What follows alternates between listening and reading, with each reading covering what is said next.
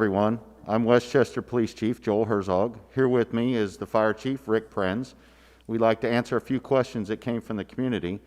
But first, I'd like to say we are properly socially distancing ourselves, so as we sit here, I'd like to take our mask off so we can understand, you can understand us better.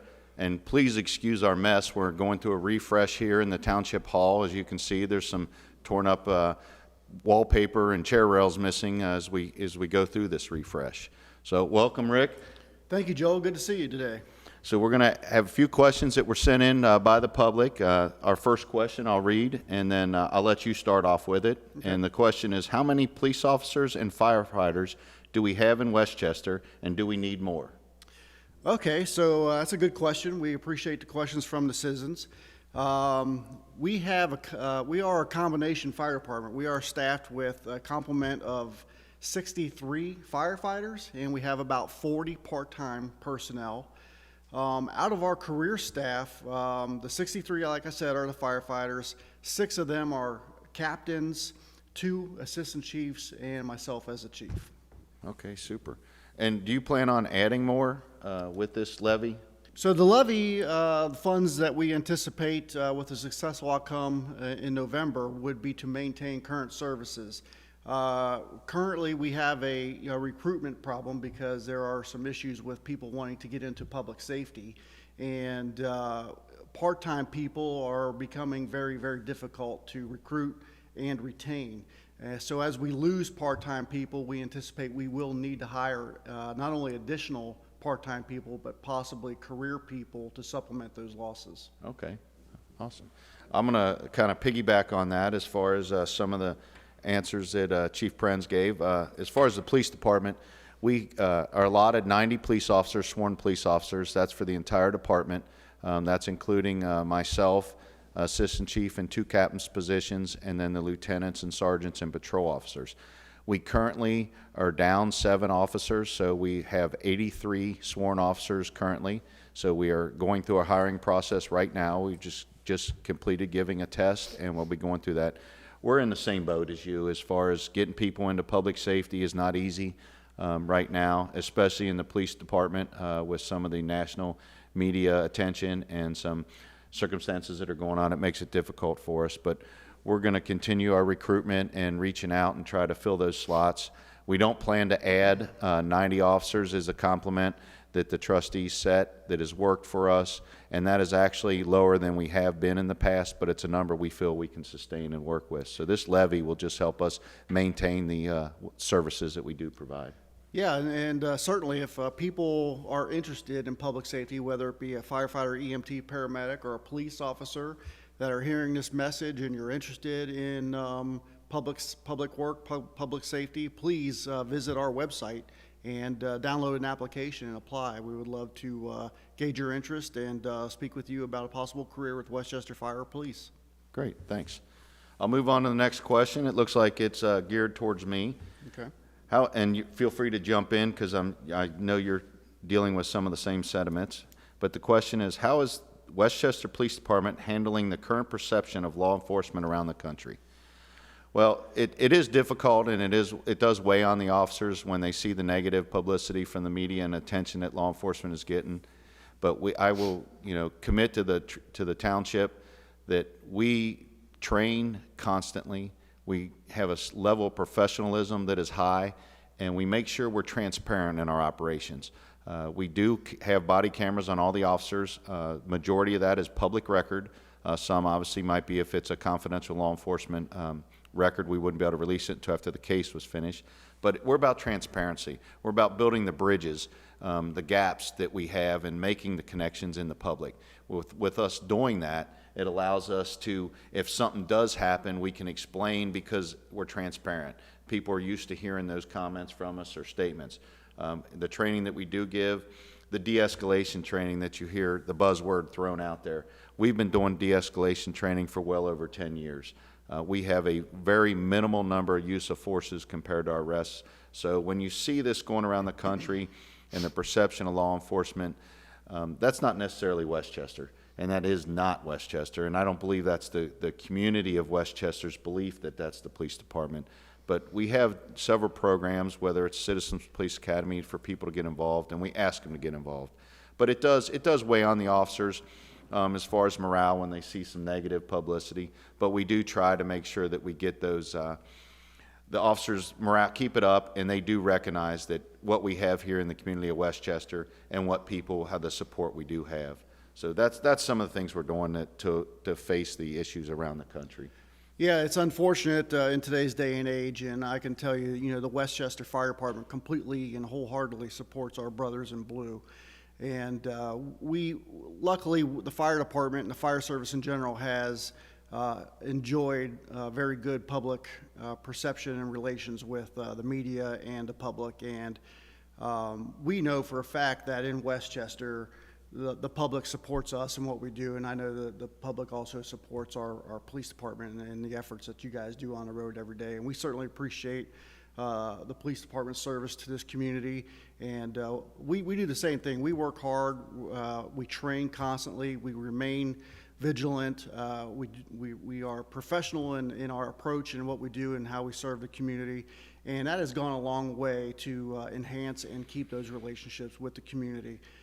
So we look forward to continuing with the support that we get from the community. Okay, great. I'll move on to the next question. There were plans to build another fire station to serve the western part of the community. Why didn't that happen, and how are the residents served that live there? So the last levy that was approved in 2006 was a $6 million issue, and it was approved by the voters. And one of the promises that we made to the community was that we were going to build a 6th fire station that would service the northwest portion of the township. And so that was in 2006, and in 2008 the Great Recession hit, and commercial and residential development did not occur in that section of the township, the northwest portion of the township, as we predicted. Now I can tell you, moving forward, of course there's been some commercial development since then. There's been a lot of residential development in the area since then, but we are very diligent in monitoring our response times from our current station located on Beckett Road, servicing that northwest portion of the township. And currently our response times are respectable, and we are maintaining low response times to that service area. So at this point, even though there has been some development, we are confident that we can meet the needs of the community and serving the community for fire and EMS without compromising our response times. And as we monitor those response times throughout the year, there will come a point in time as that other station on Beckett Road gets to be too busy to service that northwest area, and that will be the determining factor on when we need to build a 6th fire station. Okay, great. Thank you. Moving on to the next question. It says, if I support the levy, what am I paying for? What are the biggest costs? Am I getting something more? I can start on the police side of that. It says, what are you paying for? You're paying to maintain the service of policing that you currently have. We have a very safe community, a very safe walk when you're out in public. You don't have to worry about what neighborhood you're in and where you're at, and we're a relatively low crime rate. We are committed to maintain those stats that we remain one of the best places to live in this country. Our biggest cost is personnel cost. Like I said, we have 90 police officers, and we have about a 10-person civilian staff in the police department. That is our biggest cost. Next would become some equipment, and like as if our vehicles, we have to maintain our fleet.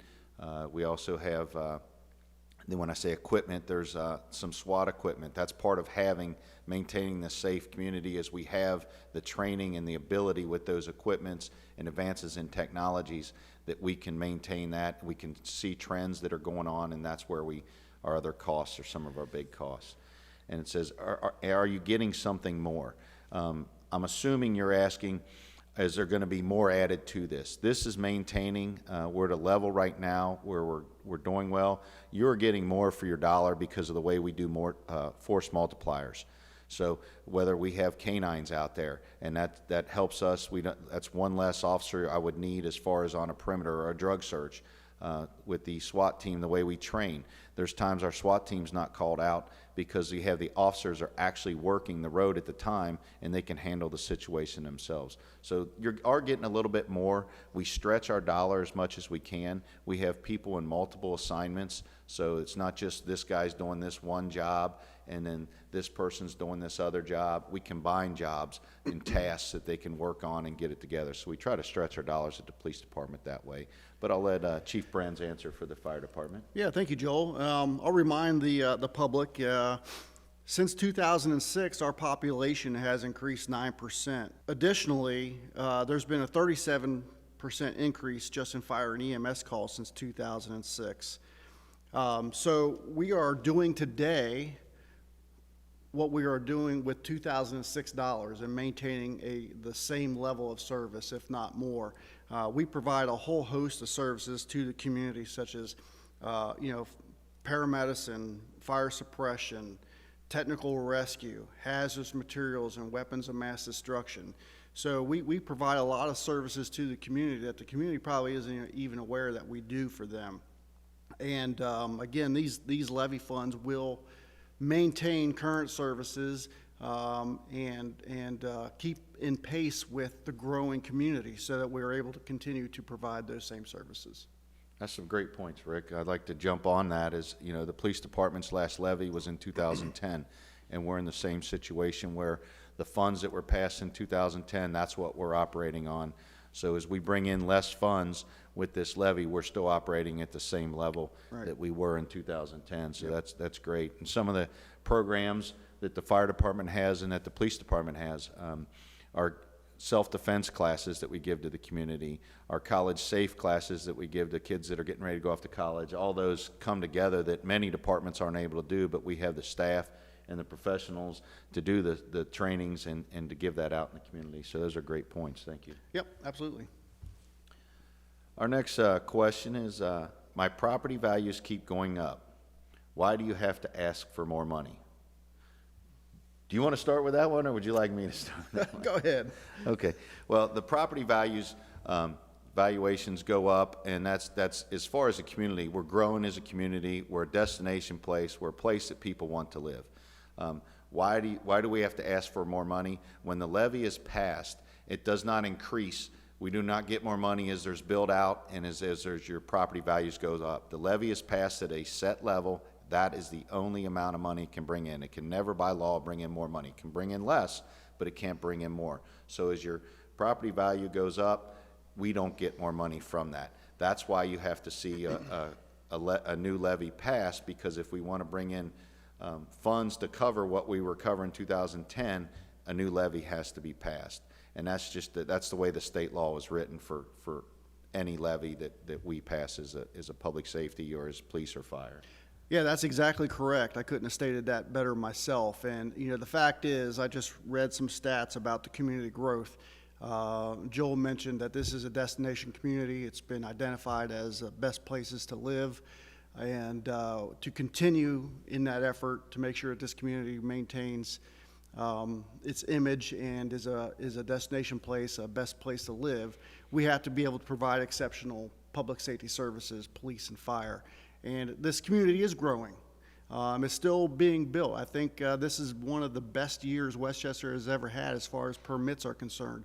So there's a lot of construction going on, a lot of new businesses being built, and we have to be able to provide services to those businesses. And we just can't operate in 2020 going forward on 2006 dollars when the fire levy was passed, in 2010 when the police levy was passed. So it's a necessity, it's imperative that we have this levy passed to continue our services and keep Westchester as a best place to live. Great, thank you. Next question is, what do you see the biggest challenge for police and fire here?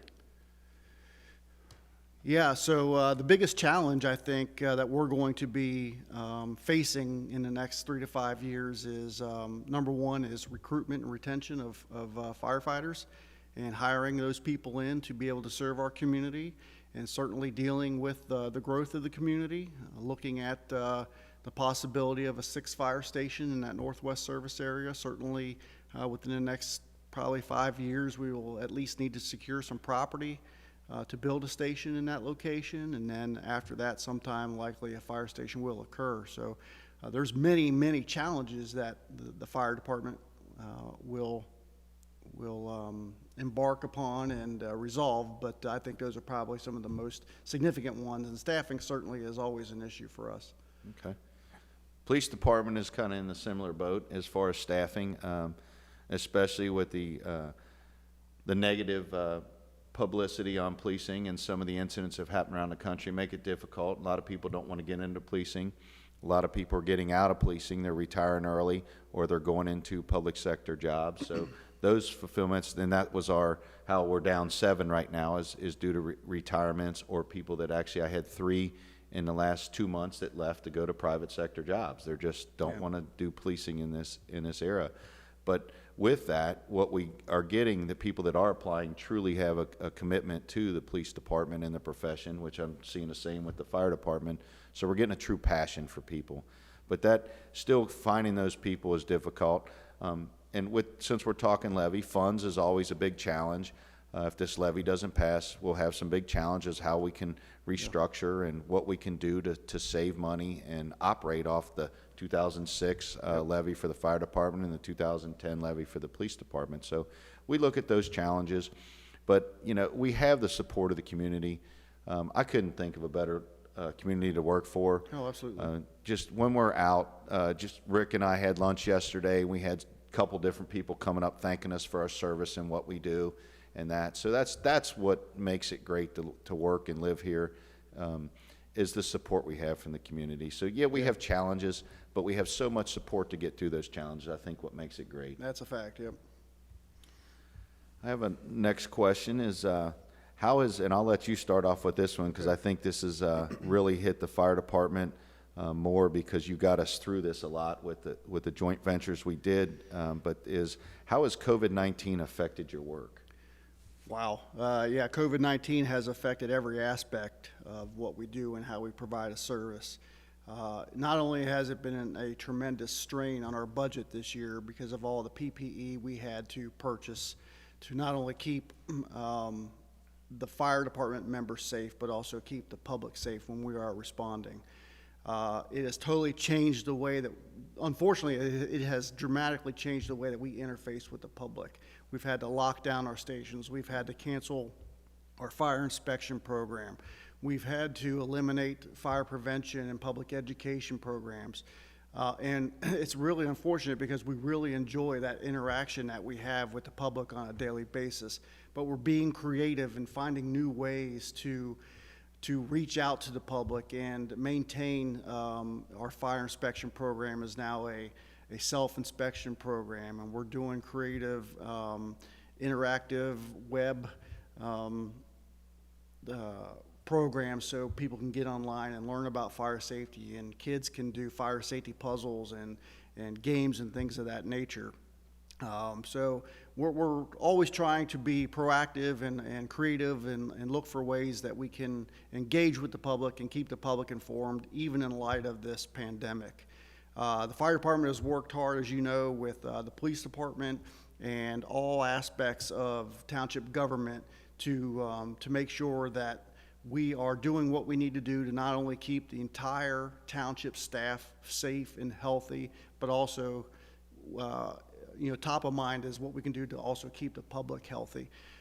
So we're very diligent about what we do and how we go about doing it. We're in constant contact with the CDC, the Butler County Health, Ohio Health, to make sure that we are implementing and doing best practices. So it is every day. COVID is always top of mind, and there's always something that we have to work on a daily basis to make sure that we are doing our best practices and updating to make sure that we are serving the public and keeping the public as healthy as we can. Great. I would like to say with that, as I started to allude to, I don't think the police department would have got through as easily as we did without the fire department assistance at the beginning, with obtaining PPEs, with setting standards and the protocols, and your staff was tremendous with assisting my staff to get things going, so that was greatly appreciated. The police department's been affected just like the fire department, we had to cut a lot of programs. We had to lock down the buildings. We had to do a lot of cleaning and sanitization of the rooms before and after use. So it's been difficult. But some things we've done has probably helped the public. We went to some telephone reporting. So if an officer gets a report and they feel they can handle this over the phone, the citizen doesn't have to come to the PD. They can actually, the officer can call them back and they can take the phone over the report. So it's a little convenience factor, but it was to stop that one-on-one contact and maintain our social distancing. But it's limited, like I said, it limited our contacts. At one point we were asking officers, if it was not a safety violation, do not make a traffic stop. And that when I say that, so if someone has a license plate light out, don't make that stop to make the courtesy contact to say, hey, your license plate light's out. That's a minor equipment violation that doesn't need to be taken care of. So we would limit those kind of contacts. So we just kept it to safety-related traffic offenses that we were doing. So if it was some tail lights out or something, we might make that stop, and it might just be a brief encounter and just say, hey, you have a tail light out, have a great day, get it taken care of. And so we had to do that. So that was some good things as far as the public was, we had to back off some, but it's starting to pick back up. Our reports slowed down initially when everybody was locked down and stayed home, and we had to adjust how we do things. And COVID has hit us. We've had several police officers, a few had firefighters, and that's where it becomes difficult when you get one guy that tests positive or is a potential test. They're taken out of service, basically. Right. They're placed on a 14-day quarantine, and that can be taxing for us, especially because it can be multiple guys on a shift, which I think the fire department dealt with an entire shift. They had to be quarantined at one point. So that gets tricky. But we're able to work around, and I think our staff, both of them, has been tremendous as far as adjusting schedules and moving shifts. The police department recently changed our shifts to put more personnel on the street at one time. So that's some of the things we've had to do. Yeah, I think the biggest takeaway is, despite of the COVID, despite of how it's affected our staffing, at no point in time has the public been affected as far as our service delivery is concerned. We have still delivered the same professional service that we always did pre-COVID. We just do it in a different way.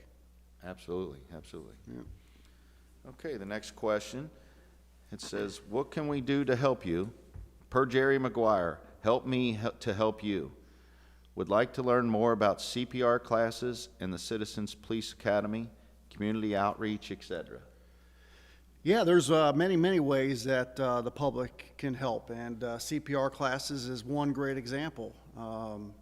Here we are in the midst of COVID, so it's difficult to do CPR classes because it is a high-risk activity, touching the mannequins and breathing on the mannequins and things of that nature. So our CPR program for the moment is canceled until we can get through this pandemic. But certainly there's avenues to learn CPR online, YouTube. If you go to the American Heart Association's website, there's many different sources that you can go to learn CPR and at least refresh your skills as far as CPR is concerned.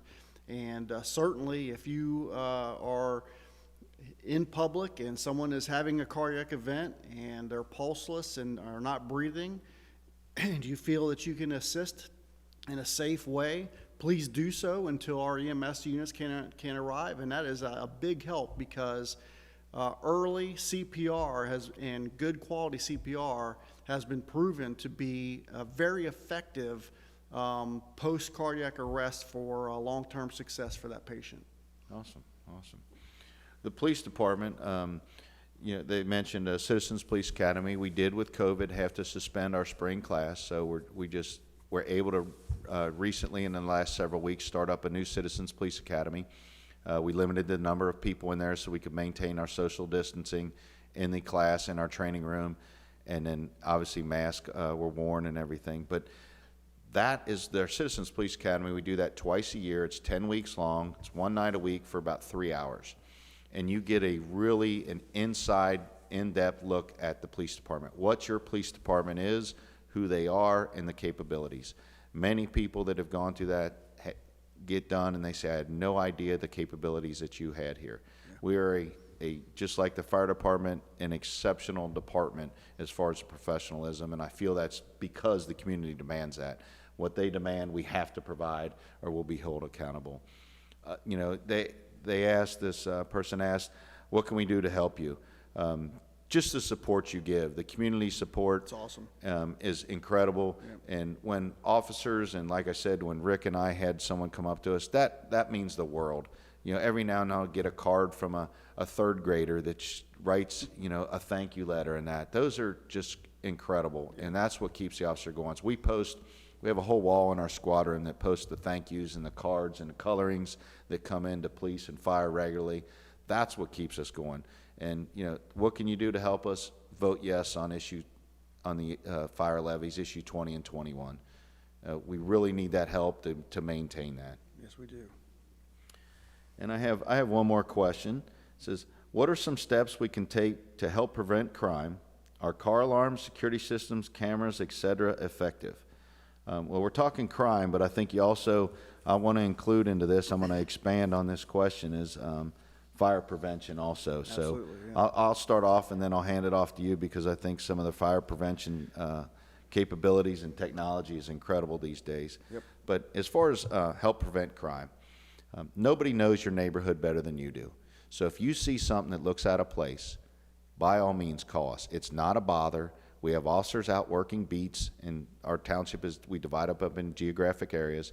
They can swing by, they can check it out, but you're the one that knows someone that doesn't belong, or some vehicle that doesn't belong. So by all means, give us a call.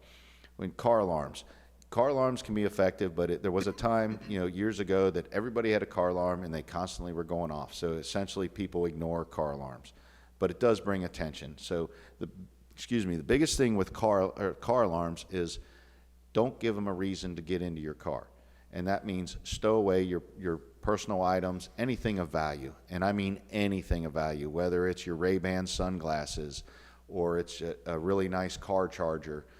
Don't have that sitting out in the open. Many times our vehicles that are broke into, there's a purse sitting in the back seat or a laptop sitting on the front seat in the driveway. And we'll have people that walk around at night, and they'll smash the window, grab it, and go. They're on their way. Some of them will only look for unlocked cars, so lock your vehicle. But you'd be surprised the number of laptops, purses, weapons that are stolen out of vehicles. So, and the next thing you added is security systems and cameras as part of the question. Absolutely, they help us. We have a camera registry program you can go into on our website, the police website, and you can register your camera. Does not give the police department any access to the camera. What that does, if we have a crime in your area, lets us know. We can reach out to you and ask you to check your camera if it might have picked up on something. It's been used in a recent homicide case where we're able to show a vehicle that did drive down that street and helped us identify the suspect and ultimately charge them and convict them. So your cameras, your security systems absolutely are tremendous help. I'll let you talk about some of the fire prevention and Yeah, thank you. I appreciate that. It's great information. So fire alarm systems and smoke detectors and carbon monoxide detectors are all part of the system. And to maintain safety within your house, one of the best things you can do is install a smoke detector. You should have a smoke detector on at least every level of living space that you have. So if you have a basement, a first floor, and a second floor, you should have at least 3. And make sure that you're testing those smoke detectors on a monthly basis. Just push the button, make sure that it beeps, and change those batteries in your detectors twice a year. The smoke detectors are key because early detection to a fire is key to escaping from that fire. So it's important that you have that safety device in your home. Also, this time of the year, everybody's starting to crank up their furnaces and fireplaces and whatnot, and that causes, if you have gas burning appliances, that can cause carbon monoxide to build up within your home. So it's important, if you have gas burning appliances or a wood burning fireplace, to have a carbon monoxide detector in your home. And again, at least one on every level of your home. Try to eliminate putting them next to the furnace room or the hot water heater room, because those will give false positives. But But should there be a problem, if you have a cracked heat exchanger in your furnace or some sort of buildup of carbon monoxide because of a malfunction of a gas burning appliance, or your flue from your chimney is clogged, it will downdraft and cause carbon monoxide to enter the space, the living space. Those detectors will give warning, and you can get out of the house and certainly open the windows and let fresh air in, because carbon monoxide you can't taste it, you can't see it, and you can't smell it. So it is a very deadly gas. So the only way to detect it is with that detector, so it's important that you have those. Super, super. I have them in my house. Me too. That wraps up our questions that we had today. I want to thank everybody that took Thank the you. time to submit questions. We really appreciate that. Hopefully this gave you a little bit of information about our levies. Rick, would you like to close with anything? I just want to say thank you to the public for providing the questions, and certainly if you have any additional questions, you can reach out through the website and contact me via email, and I'm sure the Chief Herzog is the same way. And we look forward to engaging with you, and we look forward to support on November 3rd. Thank you. Thank you. I appreciate your time, Rick. Thanks, This was Joel. great sitting here talking, answering the questions from the public. So thank you again. And as Chief Prinz said, we hope to have your support on issue 20 and 21, and vote for the levies. Thank you very much. Thank you.